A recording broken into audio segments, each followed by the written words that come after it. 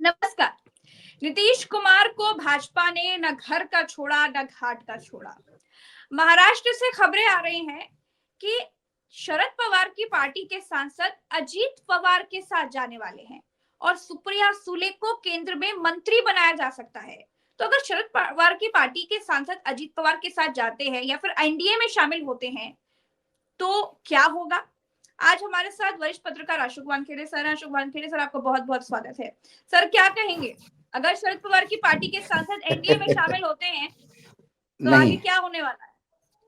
सवाल यह है कि जो अभी लेटेस्ट खबर हमारे पास यह है कि अजित पवार के कुछ लोगों ने शरद पवार के 7 सांसदों के साथ एक ऑफर दिया कि आप हमारे साथ आइए तो रिस्पेक्टेबल पोजीशन पे आपको एडजस्ट करेंगे। उन 7 में से जो 8वां छूटा था वो सुप्रिया सुले थी। सुप्रिया के पास अप्रोच करने की हिम्मत नहीं कर पाए, लेकिन 7 सांसदों ने स्ट्रेट वे मना किया और ये बात शरद पवार को जाके बता दी। स्थिति ये हो गई। अभी प्रज्ञा जी शरद पवार के साथ वही लोग हैं। वो इसलिए नहीं कि वो शरद पवार को बहुत ज्यादा चाहते हैं, वो इसलिए कि उनकी पटरी बिल्कुल अजित पवार से नहीं बैठती। अच्छा। जब एनसीपी दो फाड़ हुई तो शरद पवार के साथ वो लोग हैं जो पहले दिन से अजित पवार के टारगेट पे थे जी। फिर उसमें जयंत पाटिल हो, उसमें आपके जितेंद्र आव्हाड हो, उसमें देशमुख हो जो गृह मंत्री रहे, जेल गए थे। ये तमाम लोग वो है कि जो लगातार अजित पवार की और उनकी कभी पटी नहीं पार्टी में। तो अजित पवार के साथ जाने का तो सवाल ही नहीं उठता। हाँ, एक तरफ से भाजपा से ऑफर आया और पूरी पार्टी भाजपा में मर्ज हो जाए तो इस पे सोच सकते थे, लेकिन अजित पवार के पास एक्चुअली हुआ क्या, अजित पवार की जो मदर है, माता जी है, वो पंढरपुर दर्शन के लिए गई। पंढरपुर एक दैवत है, महाराष्ट्र का सबसे बड़ा तीर्थ क्षेत्र है। वो तिरुपति बालाजी का प्रारूप माना जाता है। तो वहां दर्शन के लिए गई तो पत्रकारों ने पूछा कि आई आपने क्या मांगा भगवान से? तो उन्होंने कहा कि मैंने यही मांगा कि मेरे परिवार में शांति हो और ये जो 2 फाड़ हुए वो एक हो। उसके बाद एकदम चर्चा, क्योंकि मीडिया को तो बस चर्चा करनी होती है, तो एकदम चर्चा हो गई। फिर उसके बाद नरहरी करके एक एमएलए है, नरहरी झरवल, जो डिप्टी स्पीकर थे सरकार में, उद्धव ठाकरे की सरकार में डिप्टी स्पीकर रहे हैं जी। और वो अजित पवार के साथ गए तो उन्होंने तुरंत कहा कि मेरे तो भगवान और मेरे आराध्य शरद पवार है, मैं उनके चरणों में पड़ के माफी मांग के पर पकड़ के उनको बोलूंगा कि साहब एक हो जाओ। फिर बाकी 1-2 लोगों ने ऐसे स्टेटमेंट दिए कि हाँ एक होना चाहिए, हमको ऐसा लगता है गलत हो गया। उसके बाद जितेंद्र आव्हाड ने कहा कि आज आपको भगवान भी याद आ रहे हैं, आज आपको चरणों में लेटने के तैयार हुए, लेकिन जब साहब अकेले थे उस वृद्धावस्था में उस आदमी को छोड़ के जाने की कल्पना आपने कैसे की? तो वो 2 चीजों ने क्लियर कट कह दिया कि वो दोनों कैंप अलग अलग है। दूसरी बात कि जो जनमानस आज भी शरद पवार के बारे में लोगों की मन में इज्जत है, चाहे विधानसभा में कुछ भी रिजल्ट आए हो, विधानसभा में कैसे नतीजे आ गए आज पूरा महाराष्ट्र एक दूसरे को पूछता है कि ये कैसे हुआ। तो ये शरद पवार भी जानते हैं क्या हुआ। तो शरद पवार की आज भी जनमानस पे पकड़ है। वो सिर्फ पकड़ इसलिए है कि वो बीजेपी के साथ नहीं जा रहे। जिस दिन वो भाजपा का दामन पकड़ लेंगे फिर उनके बाद उनका जो एक मेजर, मतलब मैं बता रहा हूं आपको कि जब फडणवीस पहली बार मुख्यमंत्री बने, पहली बार, और तब शिवसेना और बीजेपी दोनों अलग अलग लड़े थे। राष्ट्रवादी कांग्रेस और कांग्रेस भी अलग अलग लड़ी थी। 4 पार्टियां लड़ी थी तब चुनाव, और राज ठाकरे की 5वीं पार्टी।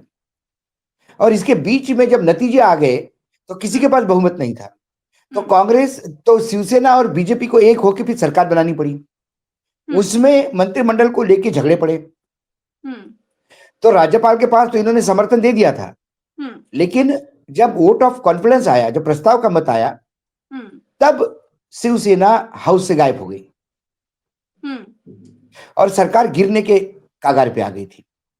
ऐसे में शरद पवार के पार्टी ने सरकार बचाई, बीजेपी की ध्वनि मत से विश्वास मत पारित हुआ, सरकार बच गई। उसके बाद नागपुर में अधिवेशन था, तो हंगामा हो गया कि शरद पवार ने सरकार बचाई। शरद पवार ने एक स्टेटमेंट दिया कि शिवसेना और बीजेपी ने सरकार बनाई। अब शिवसेना बीजेपी में क्या डिफरेंसेस हो गए ये मुझे पता नहीं, लेकिन अभी ये सरकार गिर जाती तो अभी चुनाव करने की स्थिति में महाराष्ट्र नहीं था।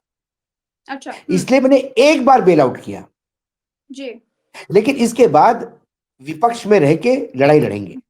ये कोई हम बीजेपी का साथ नहीं दे रहे हैं। शिवसेना और बीजेपी आपस में देख ले। उसके बाद शिवसेना और बीजेपी का आपस में समझौता हो गया जो कुछ थे, और फिर सरकार चली 5 साल। तो तब एक बार समर्थन देने पे राष्ट्रवादी कांग्रेस के कई नेता, कई कार्यकर्ता बुरी तरह से पील पड़े शरद पवार पे कि चुनाव हो जाते तो चलते, लेकिन आपने समर्थन कैसा दिया।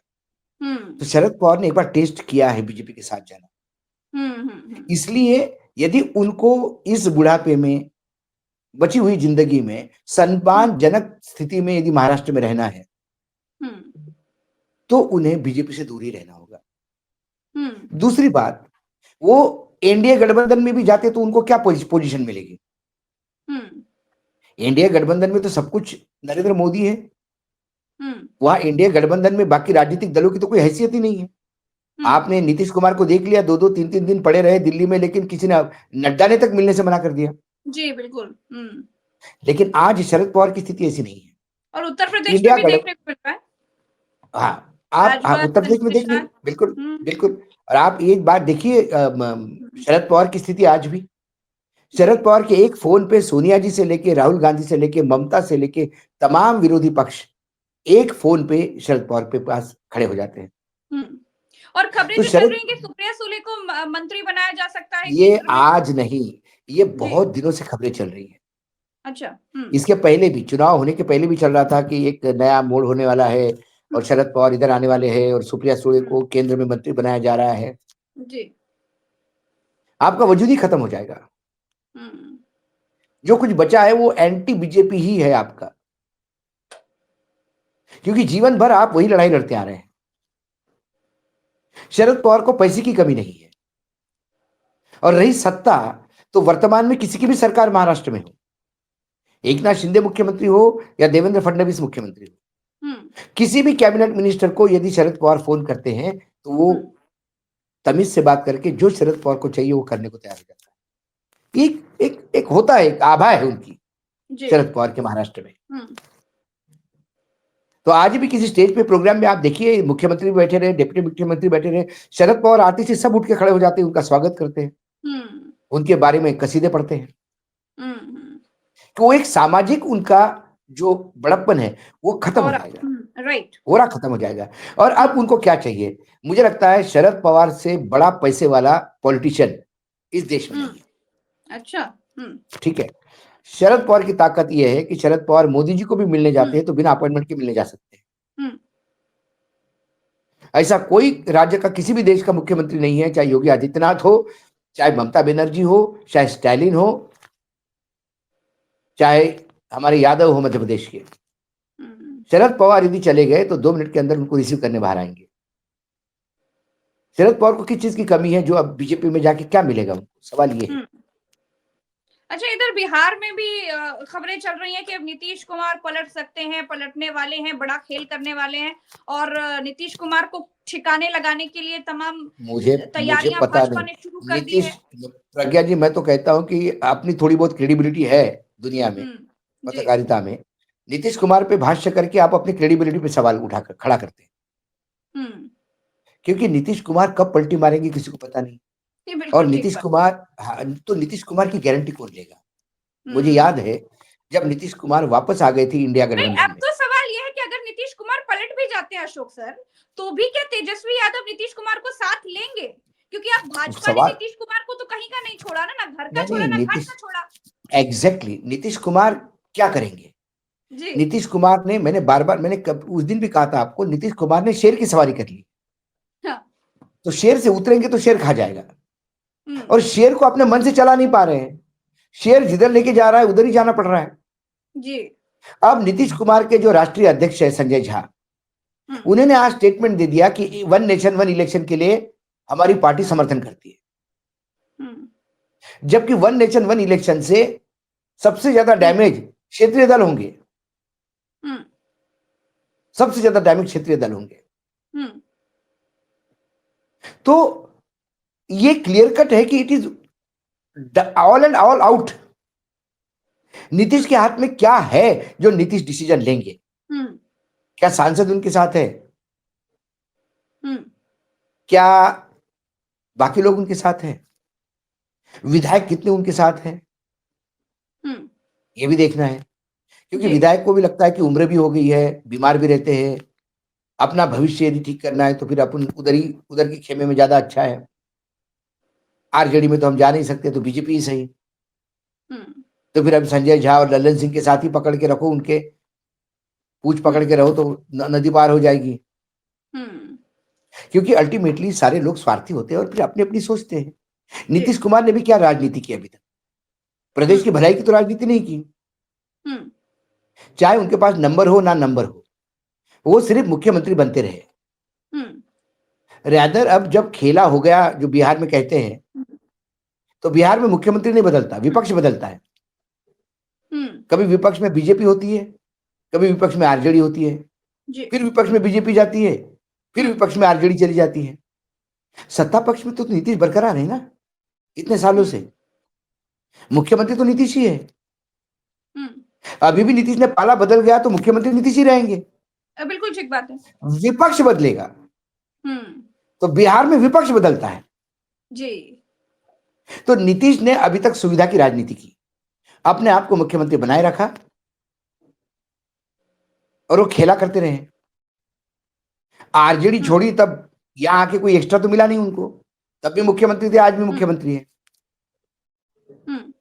कम से कम आरजेडी में ये तो स्थिति नहीं थी कि किसी को मिलने गए तो मिलने का टाइम नहीं मिला। सही बात। अब तो ये हालत हो गई है कि आप बीजेपी के साथ है फिर भी मुख्यमंत्री ही है, आपको एक्स्ट्रा तो कुछ मिला नहीं। और आप पे ऐसा न लगे कि हमारा सबसे बड़ा दल हम है और आप कुछ ढो रहे हैं हम। पिछले बार रामविलास पासवान के कुनबे का कार्ड चला के नीतीश को 45 पे ले आए। नीतीश एक अब नाम के लिए ब्रांड है। देखिए, अपने घर में एक बुजुर्ग होता है, घर में लोग पूछते कि अरे हमारे दादाजी को पूछना पड़ेगा, वो दादाजी को पूछते नहीं, दादाजी को इन्फॉर्म करते हैं कि दादाजी ये करे क्या, या दादाजी हमने ये काम कर लिया है, भाई बेटी का रिश्ता यहां हो गया है, ये दादाजी को इन्फॉर्म किया जाता है। लेकिन हर चीज दादाजी को पूछ के करते हैं ऐसा बताया जाता है। नीतीश की स्थिति भारत के राष्ट्रपति जैसे हो गई है। राष्ट्रपति सर्वभौम है, सर्वत्र है, सबसे बड़े हैं। इस देश के राष्ट्रपति प्रधानमंत्री और सबसे बड़े हैं। लेकिन इस देश के राष्ट्रपति अपने मुंह से शब्द नहीं निकाल सकते जब तक कैबिनेट उनको ओके नहीं करती, और कैबिनेट का मुखिया प्रधानमंत्री होता है। तो सारी ताकत प्रधानमंत्री के हाथ में होती है और देश का प्रोटोकॉल का जो है मुखिया, वो हमारे राष्ट्रपति होते हैं। लेकिन राष्ट्रपति अपने बलबूते पे, अपने अपने सोच से, अपने चाह से किसी राज्य का टूर भी नहीं कर सकते जब तक उसको केंद्र कैबिनेट अप्रूव नहीं करती। ऐसी स्थिति नीतीश कुमार की हो गई है। नीतीश कुमार मंत्री है, मुख्यमंत्री है संजय झा, लल्लन सिंह, इन तमाम लोगों के वजह से, यही कहना पड़ेगा, क्योंकि पार्टी यही लोग चला रहे हैं और पार्टी की पूरी बागडोर इन्हीं लोगों ने संभाली है।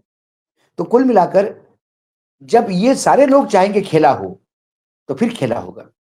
नीतीश जब कहते हैं कि भाई संक्रांति के बाद कुछ होगा और एक एग्जीक्यूटिव कमेटी की मीटिंग बुलाई है, जनरली ऐसे खेले जो होते हैं ये कोई बड़ी मीटिंग बुला के उसमें घोषणा करके नहीं पूछते।